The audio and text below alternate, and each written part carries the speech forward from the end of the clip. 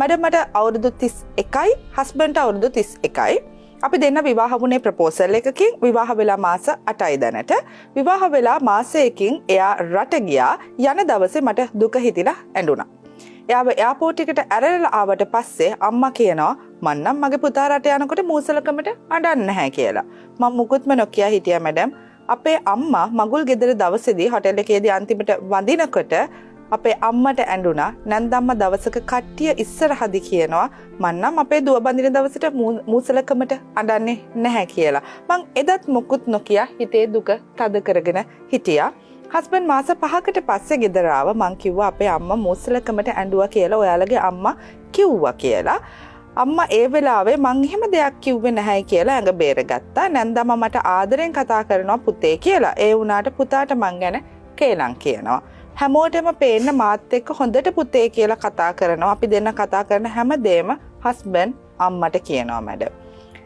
මං කියනවා අපි දෙන්න කතා කරන දේවල් අම්මට කියන්න ඕනේ නැහැනේ. ඒත් ඕනේ නෑනේ කියලා. ඒත් එයා ඒක නතර කරන්නේ නැහැ. නැන්දම්මයි නෑනයි එකතු වෙලා මට හින්ට් එහෙම ගහනවා. ඒ වහලා කුස්සියට ගියාට පස්සේ මං හස්බන්ඩ් කිව්වහම කියනවා ඔයාට නෙවෙයි එයාලගේ කතානේ ඔයා ඉන්වෝල්ව් වෙන්න යන්න එපා කියලා. හස්බන්ඩ් රටේ ඉඳලා ළඟදී ආවා. එතකොට අම්මා කිව්වා මම උයන්න කිසිම උදව්වක් කරන්නේ නැහැ කියලා. එයා මට දවසක් කුණු හරපෙන් බැන්නා. දවස් 3ක් මං උයන්න උදව් උනේ නැහැ කියලා. ඒ දවස් 3 ගැන අම්මා කියලා තියෙන. ඊටු පාස 5ම මම උදව් කරේ නැති විදිහට. අම්මා කියනවා අම්මගේ පුතාගේ අතර තියෙන වෙන බැඳීමක්ලු.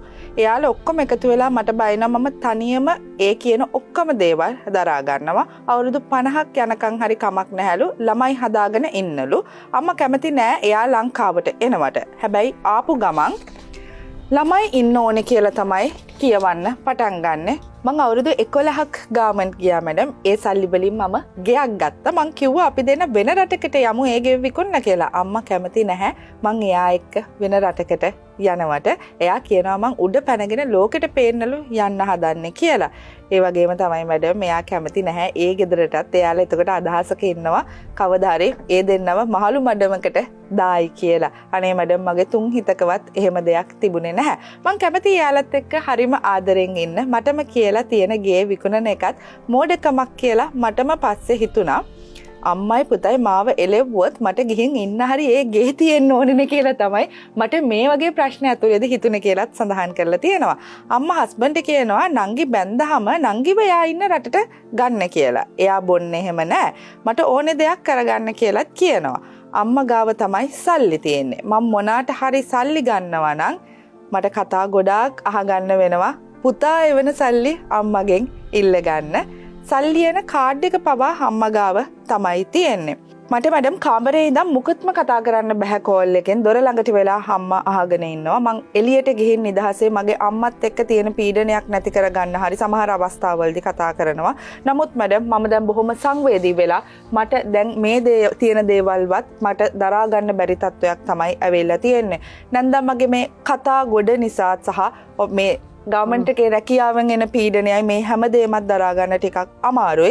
අඩුම තරමේ හස්බන්ඩ්වත් මට හිත හැදෙන්න වචනයක්වත් කියන්නේ නැහැ. මොකක් හරි වෙලා ගෙදරදී අම්මා එයාට කෝල් කරලා කිව්වොත් එයත් මට බනින එකම තමයි මැඩම් කරන්නේ. අනේ මැඩම් මට ජොබ් එක කරන්නත් එපාලු. මට ඒකෙනොත් අයින් වෙලා ගෙදර ඉන්නලු. මෙහෙම දේවල් බලාගෙන දරාගෙන මට ටිකක් ඉන්න අමාරුයි මැඩම්. මම මොකද්ද කරන්න ඕනේ? මට උපදෙසක් දෙන්න කියලා ඇය ප්‍රශ්න කරලා තියෙනවා. මම හිතන්නේ ඉතින් විවාහයකට පත් වෙන්නේ තරුණියක් බලාපොරොත්තු ගොන්නක් තියාගෙන. එතකොට මෙතන සම්පූර්ණ අම්මා කොහොමත් ඒ විවාහය ගෙනියන්න දෙන්නේ නැති හැඩක් තමයි තියෙන්නේ. සමානෙන් නෝනගේ මහත්තයාගේ අතර තියෙන ආර්ථික සම්බන්ධයක් අනිවාර්යයි. ඒතර ඒ ආර්ථික සම්බන්ධය දීලා නැහැ කියලා කියන්නේ ඇයට කිසිම විදිහක මෙතන පවුලක බහරයාවට තියෙන අයිතිවාසිකම් ලැබිලා නැහැ. එතකොට මහත්තයා රට ඉන්නේ. එතකොට එයාට අදාළ ඒ දෙන්නා අතර තියෙන ලිංගික සම්බන්ධය නැහැ. ඊට පස්සේ අම්මා ආර්ථික පාලනය කරන හින්දා එයාට තියෙන මේ යම්කිසි දෙයක් ආර්ථික සම්බන්ධය නැහැ. ඊට පස්සේ තියෙන අම්මා මානසික ලෝකයේ මේ දෙන්නගේ අතර තියෙන සම්බන්ධතාවය මානසික ලෝකේ ගොඩ නැගෙන දෙන්නේ නැහැ. ඒ ආදරය ගොඩ නැගෙන දෙන්නේ නැති හින්දා ඒකත් ඇයට අහිමි වෙලා තියෙනවා. එතකොට එතන කසාදයකදී සම්පූර්ණ වෙන්න යුතු කාරණා සම්පූර්ණ වන්නේ නැහැ. එතකොට විවාහ නීතියෙන් විවාහ වූ සහතිකයේ පමණයි ඇයට හිම වෙලා තියෙන. ඉතින් මම හිතන්නේ ඔයගේ තත්වයකදී ඔබට රැකියාවකුත් තියෙනවා. ඔබ යම් කිසි විදිහට පරිමහලා වැඩ කරන දන්න කෙනෙකුත් කියලා මට නිකන් හිතුණා. ඔබ අවුරුදු 11ක් සැලරි එක එකතු කරලා ගෙයක් ගත්තා කියලා කිව්වා. මේ යම් කිසි විදිහකට යම් අදහසක් තියෙන ජීවිතේ කළමනාකරණය කරගන්න පුළුවන් තරුණියක් කියලා තමයි මේ කතාව ඇතුලේ අපිට තේරෙන්නේ. ඉතින් යම් කිසි විදිහකට රූකඩේ රාගීවත් රූකඩයක් කෙනෙක් ඔබ ජීවත් වෙනවද නැද්ද කියන එක ඔබ හිතුවට කමක් නැහැ. මොකද ඔබට දරුවන් නැති නිසා. ඔය කසාදේ යම් කිසි විදිහකට මම හිතන්නේ යම් සතුටුදායක වන විදිහට පළදරන එකක් නැහැ කියලා පේන නිසා ඔබට යම් කිසි විදිහකට අයින් වෙන තීරණය කරනවා වෙනුවට තීරණය කරන්න පුළුවන් හස්බන්ඩ් කියන්න පුළුවන් මට මේ විදිහට තවදුරටත් ජීවත් වෙන්න බෑ මම මගේ ගෙදර ගිහිල්ලා ජීවත් වෙනවා ඔබ කැමති නම් තීරණය කරගෙන මාව ඕන්න හොඳට කල්පනා කරලා මාව ඕනේ නම් විතරක් මේ ගෙදරට එන්න නැත්නම් අපි දෙන්න වෙන් වෙමු ඔබ ඔබගේ දෙමව්පියන්ගේ එක ජීවත් වෙන තීරණය කරන්න කියලා කියන එක බය නැතුව කියන්න. උතර ඔබට කතන්දර හැදේවි සමහරට බණීවි අම්මලා. ඉතින් ඒක හැමෝම දන්නවත් ඇතිනේ මේ අම්මලාගේ තත්ත්වය. නේද ඔබගේ නෑදෑය මම හිතන්නේ ඔහුගේ පැත්තේ නෑදෑය පවා දන්නවා ඇති මේ තත්ත්වය මොකක්ද කියලා. නැන්දම මේ විදිහට හැසිරෙනවා කියලා කියන එක. ඉතින් බය නැතුව තීරණයක් ගන්න. තීරණය කරන කියන්නේ මට මේ විදිහට මේ ගෙදර ජීවත් වෙන්න බෑ. මම මගේ ගෙදරට යනවා. ඔබ කැමති නම් තීරණයක් අරගෙන මල් ළඟට එන්න. මම ලෑස්තියින් බලාගන්න. මම ඔයගොල්ලන්ගේ අම්මලා දුරින් ඉඳගෙන අම්මලා තාත්තලා සලකන එක අම්මලා තාත්තලා බලන එක කිසිම ප්‍රශ්නයක් නැහැ. හැබැයි හැමතිස්සෙම මාව පහත් කරන මාව හැල්ලුවට ලක් කරන තැනක මට ජීවිතේට ඉන්න බෑ මොකද මම කියන්නේ ඔබ කවදා හරි ඔබත් එක්ක ජීවත් වුණොත් එහෙම ඔබේ දරුවන්ගේ අම්මා. එතකොට ඔබේ අම්මයි ඔබේ දරුවන්ගේ අම්මයි අතර අනවශ්‍ය ගැටුමක් ඇති වෙනවා මෙහෙම වුණොත් එහෙම. මොකද මම අම්මා කෙනෙක් හැටියට මම කවදා හරි අම්මා කෙනෙක් වෙනවා නම් පෞරුෂත්වයක් ඇතුව යම් අදහසක් ඇතුව ළමයි එක්ක ගනුදෙනු කරන්න ඕනේ. ඒ ගනුදෙනු කිරීම මේ ගේ ඇතුලේ සිද්ධ කරන්නට කොහෙත්ම පුළුවන් කමක් නැහැ. ඒ හින්දා මම මේ ගෙදරින් යනවා. ඔබ කැමති නම් මාව තෝරගන්න මාව තෝරගන්න කියලා කියන්න අවශ්‍යත් නැහැ. අතරම එහෙම කිව්වොත් එහෙම විතරම දෙන්නම් කිරි.